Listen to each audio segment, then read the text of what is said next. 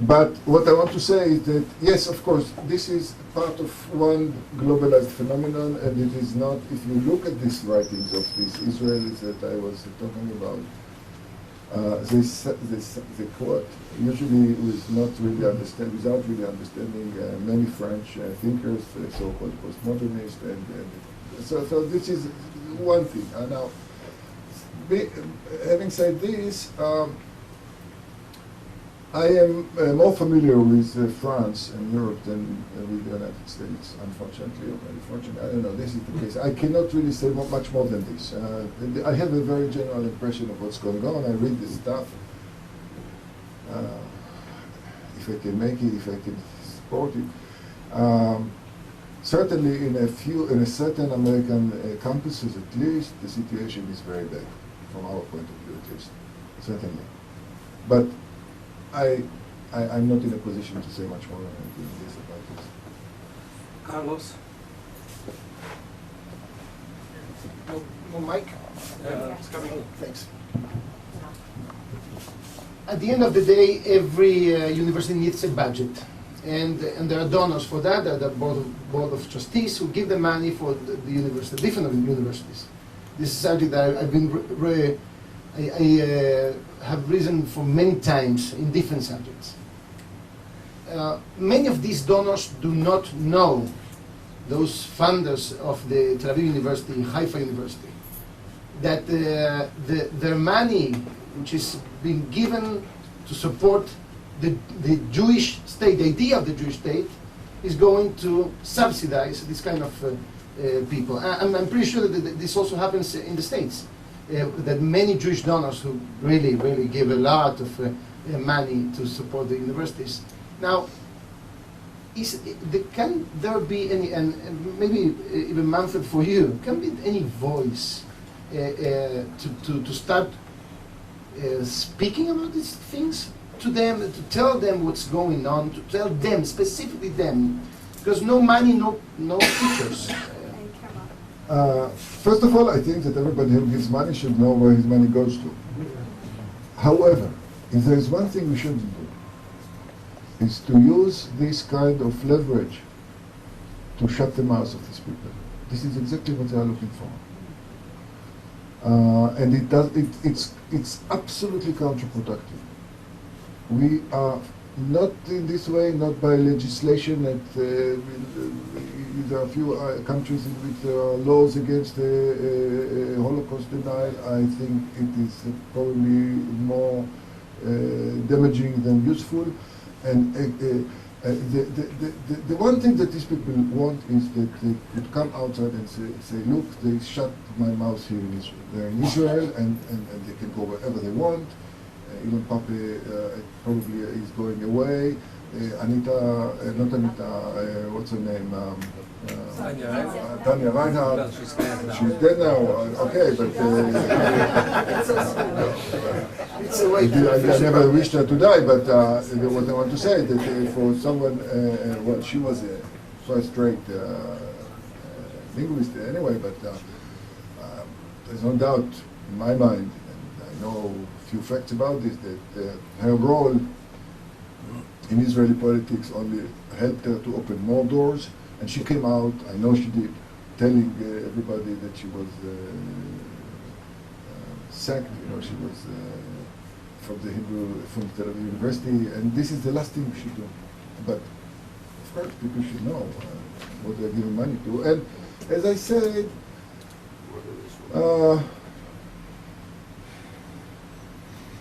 by and large, Israeli universities and people at the university think differently. They don't say it loud enough, perhaps. But beside few islands inside Israeli academia, these people are not that influential. So. Alan Schneider, and thereafter Rivka Duka-Fischmann. Yes, I'd like to know if you could speak to the fact that Azmi Bishara was employed for many years by the Van Leer Institute, and that his works, as far as I understand, are still being used in syllabuses in universities around Israel, perhaps elsewhere, and has not been repudiated despite what's happened since then?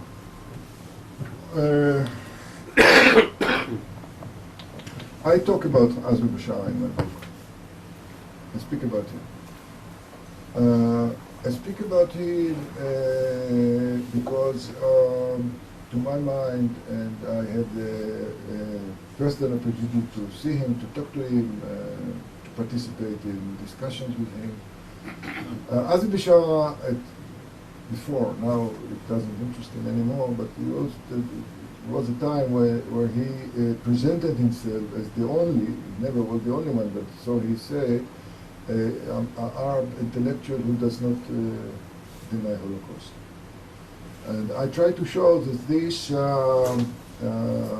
position of his goes into the same direction because it gives him a sort of an alibi to get into this public space and say the things that he says, which undermine the basic right of Jews to have self-determination. I'm talking about this. Now, Azmi Bashar was taken by Van Leer. They made him. So what can we say? I don't regret it. I think basically I don't regret it. There are other Arabs now in Van Leer who are of the most radical, writers and thinkers in this delegitimation, Arab delegitimation, Israeli Arab delegitimation of the idea of a Jewish state. Okay, so this is the price that we have to pay. I'm willing to pay it. I wouldn't chase them. I wouldn't throw them away from Van Leer. I would let them say what they want. I think I'd say it once again, if there is struggle that has to be conducted, it has to be conducted on the intellectual and ideological level. If they say what they think, we have to give them good answers. We have good answers. We have excellent answers. And I don't think that any kind of administrative or pushing them aside in any way would help. It would be always counterproductive. They say that being Jewish, that a democratic Jewish state is a sort of an oxymoron and self-contradictory. That shows them that it is not. We can. This is my feeling. We can let people be there, pay them good salaries, and let them say what they want. We have to answer them. Rivka, final question. I'm Professor Yakira. What you described is something that not only denies the Jewish state, but its essence is denial of the Jewish people. And I think that's basic to what you described. You didn't mention it, but I think that that's what it is. And I teach ancient Jewish history, and we see the same thing happening in the ancient field. In the ancient field, Bible denial, temple denial, denial of the history of the Jews as a people. And that will and saying that the Jews are a, quote, imagined community, a la Benedict Anderson and those people. This is the bottom line of the argument, and I know that you said that the history doesn't matter. I don't know about the motivations may not matter, but unless we recover some kind of saying that, yes, history matters, people have to know that the Bible, not that every word is true and all of that, but you have to know that there was a Bible, there was a historical entity toward the Jewish people, that Jews considered themselves a people, then this is really the basic point. This is where we've reached.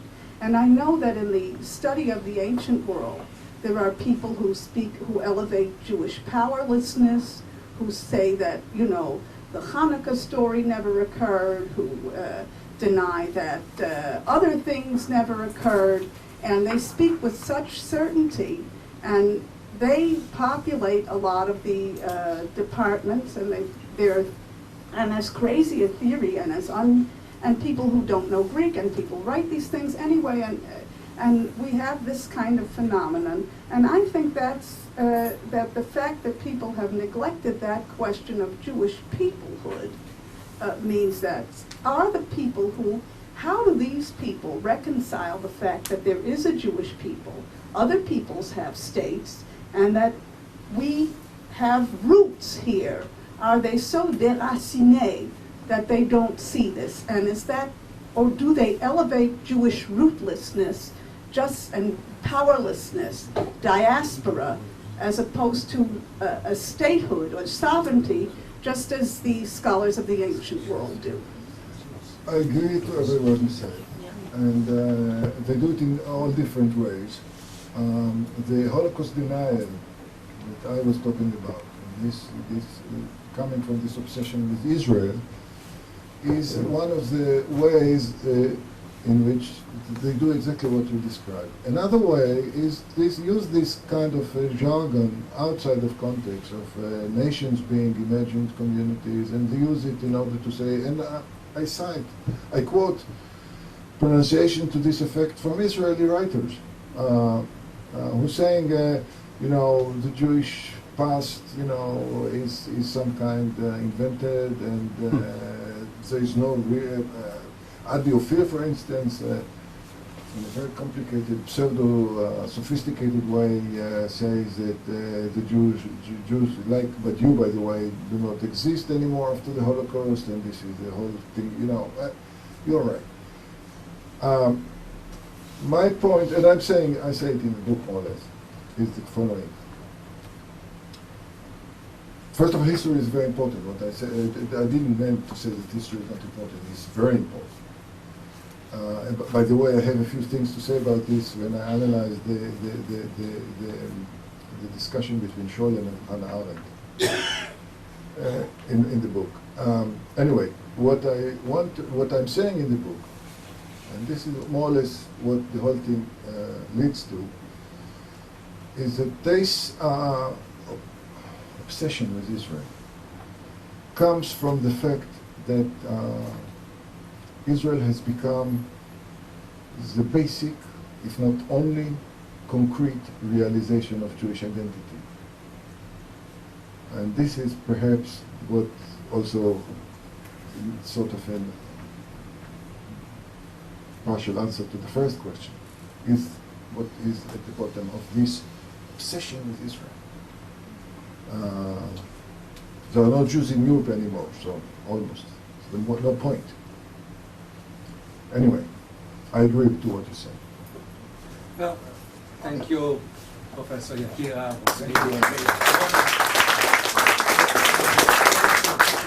And we hope to read more of you. Next lecture here on the 27th of June, Dr. Alan Lichtman, Soviet Jews and Holocaust Survivors in Old Age, a comparison, 20